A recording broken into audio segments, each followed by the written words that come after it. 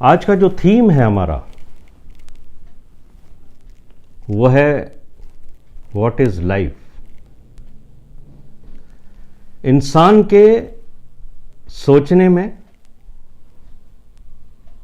और परमेश्वर के सोचने में फर्क है।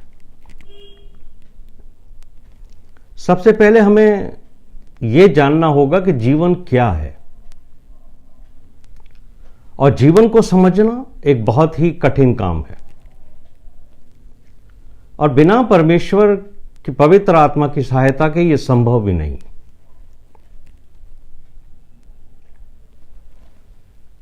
क्योंकि हम इंसान हैं, तो हम सोचते हैं कि जो भी सांस लेता है उसमें जीवन है। लेकिन जब हम बाइबल की डीप स्टडी करते हैं तो हमें मालूम होता है only the life of God is life. केवल परमेश्वर का जीवन ही वास्तव में जीवन है।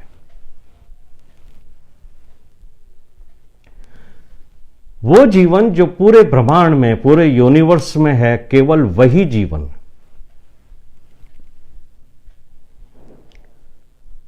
और बाइबल क्या कहती है? उत्पत्ति का 2 अध्याय उसके 7वें पद में लिखा है, परमेश्वर ने आदम को भूमि की मिट्टी से रचा और उसके नथनों में जीवन का श्वास फूंक दिया और आदम जीवित प्राणी बन गया। ये जब हम पढ़ते हैं तो हमें मालूम होता है कि जीवन का जो श्वास है इसका संबंध मिट्टी के शरीर से है, लेकिन श्वास का संबंध जीवन से नहीं है।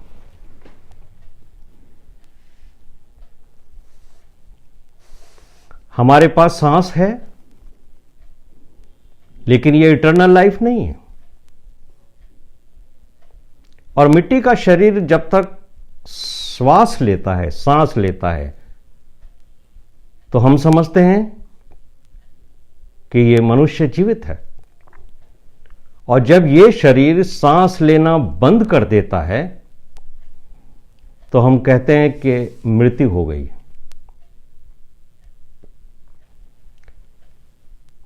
फर्स्ट जॉन चैप्टर 5 वर्स 12, यूहन्ना की पहली पत्री 5वां अध्याय उसका 12वां पद, जिसके पास पुत्र है उसके पास जीवन है, और जिसके पास परमेश्वर का पुत्र नहीं उसके पास जीवन भी नहीं। यह सेल्फ एक्सप्लेनेटरी हाई लेवल की डेफिनेशन।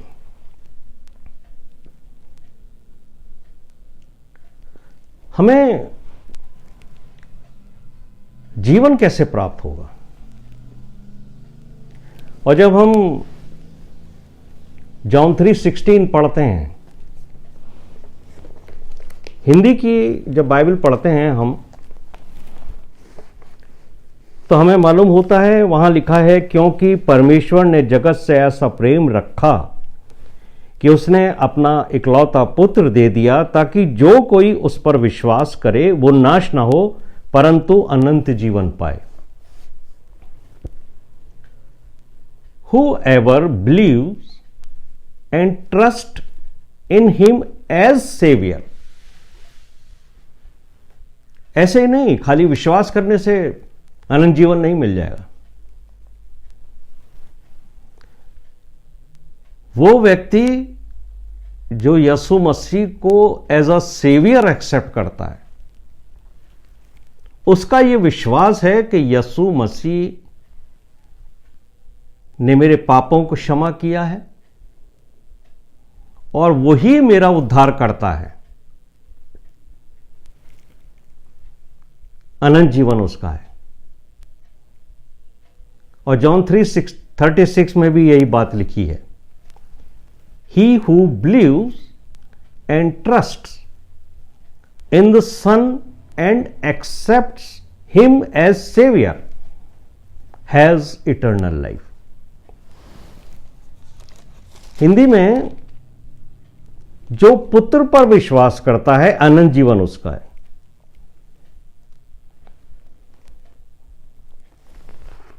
लेकिन जो पुत्र को विश्वास नहीं करता, कंडीशन यह है कि वो जीवन को नहीं देखेगा। बड़ा अजीब सा लगता है जब हम जीवन के बारे में इस तरीके की बातें या इस तरीके के वर्सेस पढ़ते हैं।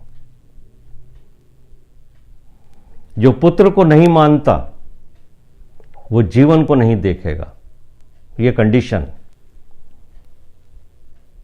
ये दोनों पद हमें बताते हैं कि जब तक मनुष्य के पास लाइफ ऑफ गॉड नहीं है, उसके पास जीवन नहीं। वो सिर्फ सांस लेता है। हमें लगता है कि हमारे पास जीवन है,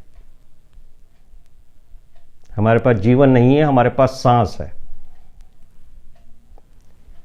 यह कथन हमें स्पष्ट करता है कि परमेश्वर की नजर में केवल उसका जीवन, in the site of God what is life, उसकी नजर में सिर्फ उसका जीवन ही जीवन है। His life is life. इसलिए हमें भी समझ लेना चाहिए कि परमेश्वर के जीवन के अलावा परमेश्वर की दृष्टि में और कोई जीवन है ही नहीं। और परमेश्वर के वचन में जहां भी लाइफ ऑफ गॉड मेंशन है, जॉन 1:4, यूहन्ना का पहला अध्याय उसका 4था पद, एक छोटी सी बात है। उसमें जीवन था। किसमें जीवन था? यीशु मसीह में जीवन था। लेकिन यीशु मसीह क्या कहते हैं? जॉन 10:10, मैं इसलिए आया हूं कि वे जीवन पाएं और बहुतायत का जीवन पाएं। एम्प्लीफाइड बाइबल क्या कहती है? I came that they may have life and have it in abundance to the full till it overflows. यह है यीशु मसीह के कहने का मतलब। बहुतायत का जीवन वो बहुतायत का जीवन नहीं है कि आपको सांसारिक बातें मिल जाएं, सांसारिक प्रॉपर्टी, सांसारिक मनी, ऐशो आराम की सब चीजें आपकी डिजायर फुल हो, वो बहुतायत का जीवन नहीं है। बहुतायत का जीवन वो है जो आप में से ओवरफ्लो होगा, पर पहले आपके पास होना चाहिए। इसलिए यीशु मसीह ने कहा था मार्था किसको, यूहन्ना का 11वां अध्याय उसके 25वें पद में, जॉन 11:25, पुनरुत्थान और जीवन मैं हूं। जो कोई मुझ पर विश्वास करता है, यदि वो मर भी जाए तो भी जिएगा।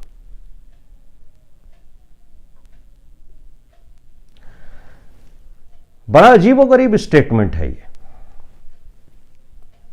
और ये विश्वासियों के लिए ये स्टेटमेंट बहुत महत्वपूर्ण है कि अगर हम मर भी गए तभी जिएंगे। Death is not the end of our life.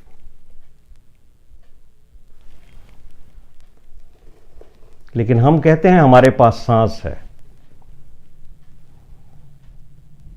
सांस जीवन नहीं है, ये दोनों फर्क हैं। यीशु मसीह की बातों पर फोकस कीजिए।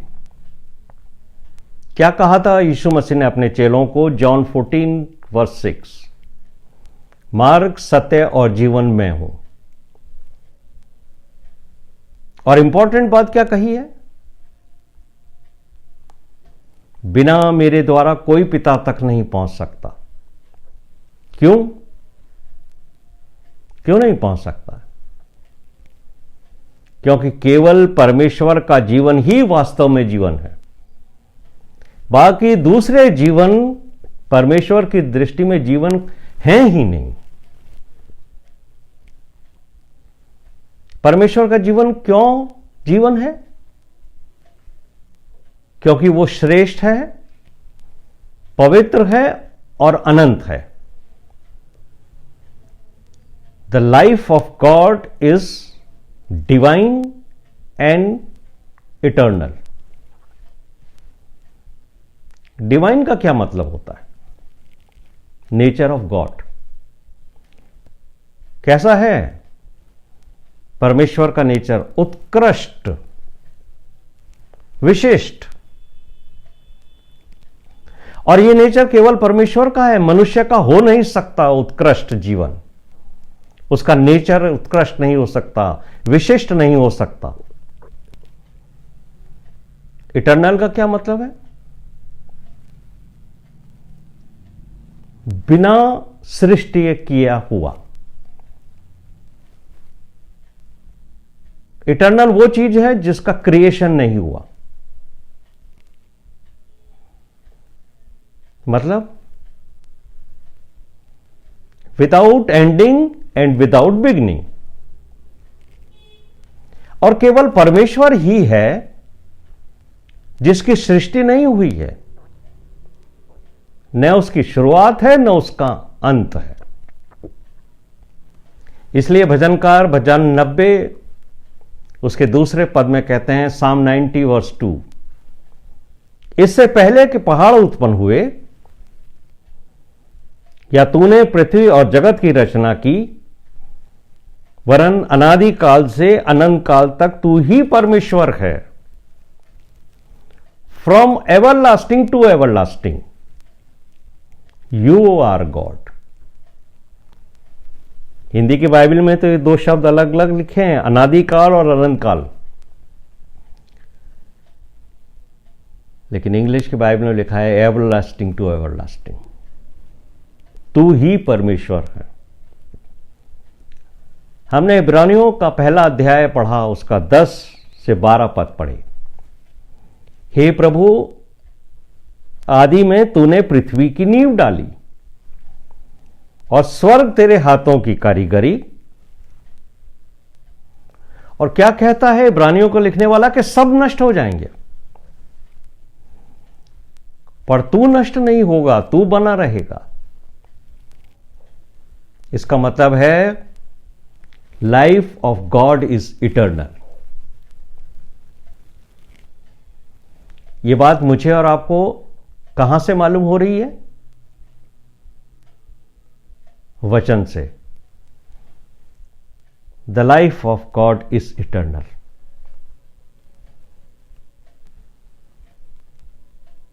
परमेश्वर ने जितने लोगों को बनाया, मनुष्य को बनाया, चाहे वो पक्षी हो, जंतु हो, मनुष्य हो, किसी के पास डिवाइन नेचर नहीं है।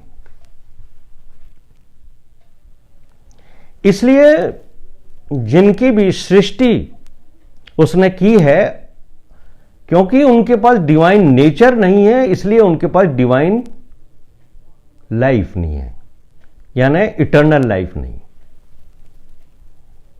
इसलिए जिसके पास दोनों हैं, यानी डिवाइन नेचर और इटर्नल लाइफ, वही जीवन है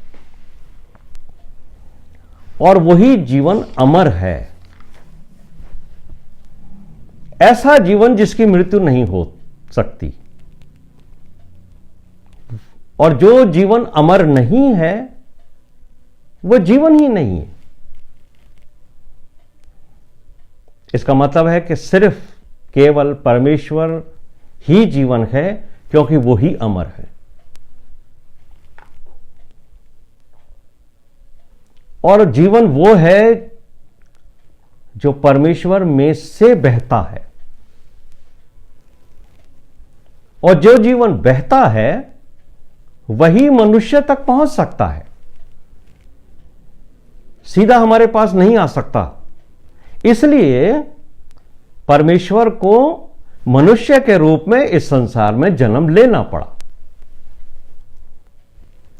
जॉन 1:14, यूहन्ना रचित सुसमाचार उसका पहला अध्याय और उसका 14वां पद कहता है, वचन देहधारी हुआ।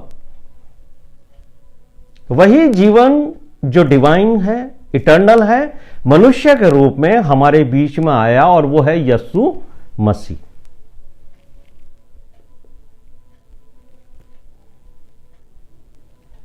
अब क्योंकि यीशु मसीह के रूप में परमेश्वर स्वयं आ गए हैं, जो वचन हमसे कहता है, और इसका एक्सप्लेनेशन जो है वो आपको पहला यूहन्ना पहला अध्याय 1 और 2 पद में मिलेगा। यहां पर यूहन्ना जो है वो इसको बहुत अच्छे तरीके से एक्सप्लेन कर रहे हैं। उस जीवन यानी उस लाइफ के बारे में जो आदि से था, जो आदि से था, जिसे हमने सुना, जिसे हमने अपनी आंखों से देखा और हाथों से छुआ, वो जीवन प्रकट हुआ और हमने उसे देखा। NIV के जो बाइबल है वो कहती है द लाइफ अपीयर्ड, लेकिन एम्प्लीफाइड बाइबल बहुत अच्छे से इसको एक्सप्लेन करती है। The life was manifested and we have seen it as eye witnesses, wonderful, and testify and declare to you the eternal life, who was already existing with the Father and actually made visible to his followers। यह है उस eternal life को उसके followers के सामने प्रदर्शित करना। इसलिए जब वो शरीर में होकर आया, when he was in flesh, कौन? यीशु मसीह। इसलिए यीशु मसीह ने खुद कहा था जॉन 14:6 अपने चेलों को, मैं जीवन हूं। तो क्या चेलों के पास जीवन नहीं था? चेले सांस लेते थे लेकिन जीवन नहीं था, और यीशु मसीह ने इस बात को स्पष्ट किया, मैं जीवन हूं। पहली बार यीशु मसीह ने यह बात कहा है कि मैं जीवन हूं। वो जीवन जो परमेश्वर में से बहता है वही जीवन मुझ में से बहेगा, यह है यीशु मसीह के कहने का तात्पर्य। लेकिन मनुष्यों ने जो उस समय थे यीशु मसीह के उस जीवन को स्वीकार नहीं किया। यीशु मसीह ने कहा मैं जीवन हूं, उन्होंने उसे स्वीकार नहीं किया। इसलिए यीशु मसीह ने एक दूसरा रास्ता अपनाया ताकि वो उन लोगों को जो उसको आने वाले समय में स्वीकार करेंगे उनको जीवन दे। और उसने जो दूसरा रास्ता अपनाया ताकि जीवन उसमें से बहकर हम मनुष्यों तक पहुंचे, और वो था क्रूस का पर उसका बदन का तोड़ा जाना। और जब वो क्रूस पर चढ़ा उसमें से जीवन का जल बहा। ये आपको कहां मिलेगा? ये आपको जॉन 19:34 में मिलेगा। जब बरछा मारा गया यीशु मसीह के सीने पर, वहां से दो चीज बही है, लहू और पानी। लहू आपके और मेरे पापों की क्षमा के लिए, और जो उसके शरीर में से पानी बहा है वो हमें जीवन देता है। यूहन्ना 4:10 में सबसे पहले यीशु मसीह ने सामरी स्त्री से यह बात कही थी। उस जीवन के जल का भेद उसने बताया था कि तुम मुझसे मांगती तो मैं तुझे जीवन का जल देता, और उस जल का रिजल्ट होता कि तू एक सोता बन जाती। तो वो जीवन जो परमेश्वर में से यीशु मसीह में आया, यही वो जीवन बहकर मेरे और आप में आएगा। तो यीशु मसीह कहते हैं जॉन 4:14 में, यूहन्ना 4:14 में, कि जो कोई उस जल में से पिएगा या उस जल को स्वीकार करेगा जो मैं उसे दूंगा, वो अनंत काल तक प्यासा ना होगा और वो जल उसमें एक सोता बन जाए जो अनंत जीवन के लिए उमड़ता रहेगा। तो इतना समझ लीजिए कि जो जीवन हमें परमेश्वर से मिला है वो हम तक इस तरह पहुंचेगा, यीशु मसीह के द्वारा। पहले जो जीवन परमेश्वर के पास था, परमेश्वर में से बहा, पहले वो यीशु मसीह नासरी के पास पहुंचा, फिर यीशु मसीह नासरी में से बहकर वो उन प्रेरितों के पास पहुंचा जिन्होंने सुसमाचार को पूरी दुनिया में फैलाया, और फिर उन प्रेरितों के द्वारा वो जीवन जो यीशु मसीह में से बहकर हम तक पहुंचा, हमारे अंदर से अब वो एक नदियों के रूप में फूटकर संसार के दूसरे लोगों तक पहुंचेगा।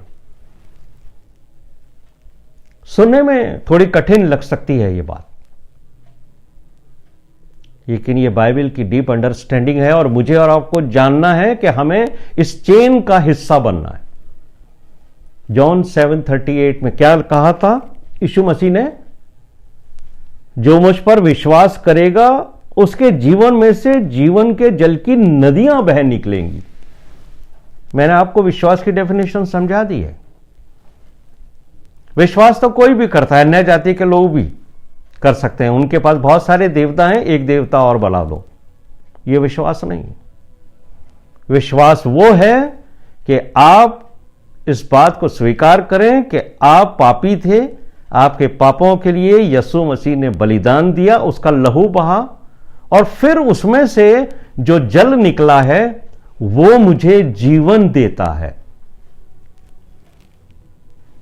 और वो जब मुझे मिलेगा जब मैं उसे उद्धारकर्ता कह के स्वीकार करूंगा। He is my saviour, he is my redeemer, first step, he is my forgiver, second step, and final step, he is my saviour.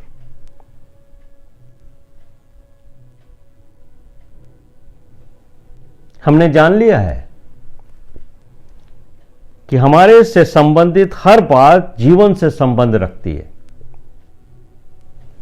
और परमेश्वर के वचन में हमें स्पष्ट रीति से आज जान लिया है कि जो जीवन परमेश्वर में था वो बहकर यीशु मसीह के पास आया और वहां से बहता हुआ वो हमारे पास पहुंचा है। इसलिए यीशु मसीह को जो स्वीकार करेंगे उनके पास जीवन है, और अगर जो यीशु मसीह को स्वीकार नहीं करेंगे उनके पास कभी जीवन नहीं आएगा, भले ही वो सांस लेते रहें। जॉन 14:9 याद है क्या कहा था यीशु मसीह ने? जिसने मुझे देखा है उसने पिता को देखा है। और यीशु मसीह ने चेलों से कहा, तुम क्यों कहते हो मुझे कि पिता को दिखा? 10वें पद में उसने इस बात को कहा है, क्या तू विश्वास नहीं करता कि मैं पिता में हूं और पिता मुझ में है? तो जो मैं करता हूं तो अपनी ओर से नहीं करता, पिता मुझ में होकर करता है। और यही बात मुझे समझनी है कि जीवन परमेश्वर में से बहता है, जीवन यीशु मसीह को मिलता है, और यीशु मसीह में से बहकर मुझे मिलता है, आपको मिलता है। यही बात जॉन 3:15 में कही गई है। Everyone who believes in him may have eternal life. इसलिए अब जो जीवन जो इटर्नल है हमें यीशु मसीह ही देगा, और जब हमें इटर्नल लाइफ यीशु मसीह के द्वारा मिलेगी तब हम मरने के नहीं हैं। इसी बात को पौलुस ने एक्सप्लेन किया। पौलुस कहते हैं हम सब तो नहीं मरेंगे पर हम बदल जाएंगे। लेकिन जब हम एक मनुष्य को सांस लेता हुआ नहीं देखते हैं तो हम ये कहते हैं इसकी मृत्यु हो गई।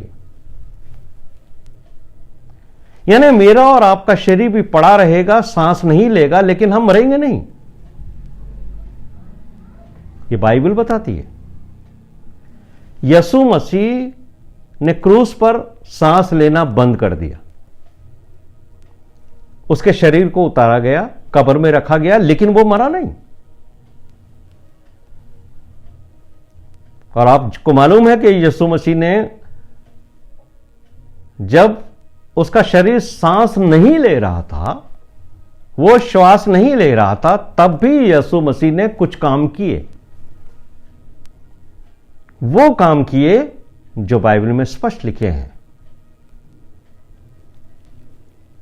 तो सांस लेना इस बात का सबूत नहीं है कि हमारे अंदर जीवन है। पौलुस कहते हैं हम सब तो नहीं बदल जाएंगे, पर मरेंगे नहीं, क्योंकि यीशु मसीह के द्वारा हमें वो जीवन मिल जाएगा जो जीवन परमेश्वर का है, और परमेश्वर का जीवन अनंत है। और जब हमें अनंत जीवन मिल जाएगा तो हम मरने के नहीं। और ये डिजायर है यीशु मसीह की, जो आपको कहां मिलेगी? जॉन 17:21 में। यह बात यीशु मसीह ने परमेश्वर के साथ कही है। और क्या डिजायर है उसकी? उसकी प्रेयर है, जैसे तू है पिता मुझ में है और मैं तुझ में हूं, वैसे ही वे भी हम में हों। यानी वो इटर्नल लाइफ जो है परमेश्वर तुझ में है, वो इटर्नल लाइफ मुझे दी गई है। यीशु मसीह ये परमेश्वर से कह रहे हैं, वही इटर्नल लाइफ मैं इन मनुष्यों को देना चाहता हूं जिन्हें तूने मुझे दिया है, ताकि ये भी उस इटर्नल लाइफ को प्राप्त करके हमारे समान एक हो जाएं। और जब मुझे और आपको इटर्नल लाइफ मिलेगी, तब हम स्वर्ग में परमेश्वर के सामने हमेशा उपस्थित रहेंगे। ये इटर्नल जीवन ऐसे मिलने वाला नहीं है, अच्छे कामों से नहीं, अच्छी बातों से नहीं, लगातार चर्च जाने, बाइबल पढ़ने, दुआ करने, प्रेज एंड वर्शिप करने से नहीं, लेकिन काय से मिलेगी? यीशु मसीह के द्वारा परमेश्वर के पास जो इटर्नल लाइफ है, जो उसमें से बहकर यीशु मसीह तक पहुंची है और यीशु मसीह से बहकर हमारे तक पहुंची है। और यदि हम उस इटर्नल लाइफ में उसके साथ जुड़े रहे, तो ये हमारी लाइफ से फ्लो होकर दूसरे लोगों तक पहुंचेगी और वो भी इटर्नल लाइफ के अंदर आ जाएंगे, उनको भी जीवन मिल जाएगा। तब हम जो विश्वासी हैं, जो ये कहते हैं कि death is not the end of our life, क्यों कह पाएंगे? क्योंकि तब अनंत जीवन हमारे पास होगा।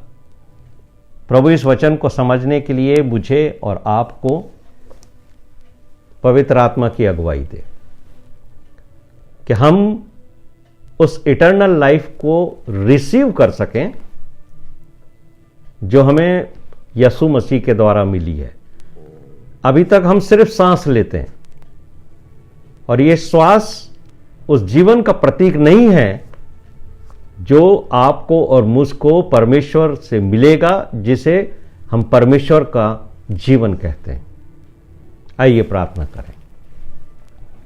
हमारे जीवित, महान और अत्यंत दयालु स्वर्गीय पिता, आपका धन्यवाद करते हैं कि आपने हमें आज संध्या काल को ये समझा दिया है कि सिर्फ सांस लेने से हम जीवित नहीं। जब तक वो जीवन जो परमेश्वर में था, वो आपके पुत्र और हमारे उद्धारकर्ता में से बहकर हमारे तक नहीं पहुंच जाता, हमारे पास इटर्नल लाइफ नहीं, हमारे पास जीवन नहीं। प्रभु, आपका धन्यवाद देते हैं कि आपने इसको समझने में हमारी सहायता की। इस विनती को हमारे उद्धारकर्ता प्रभु यीशु मसीह के नाम से मांगते सुनो, कबूल कर। आमीन। आइए हम भजन संहिता का 23वां अध्याय पढ़ लें।